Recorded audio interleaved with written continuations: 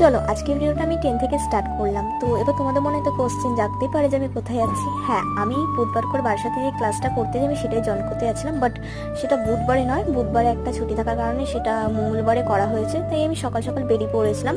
But আমি এখানে একা কোনোদিন ট্রেনে করে যাই না, তোমরা জানো, কিন্তু সবসময় যে সে ফাঁকা থাকবে আর আমাকে নিয়ে যাবে এটাও তো হয় না, সবারই কাজকর্ম থাকে।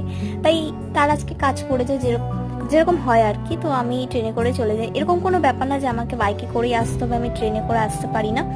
দেখো, যার যেটা ভালো লাগে, ওর সময় ফাঁকা থাকলে আমাকে নিয়ে যায়, আর যখন কাজ পড়ে যায় তখন আমি একা একাই চলে আসি। কিছুটা নিজেকেও তো বুঝতে হবে, তাই নয় কি?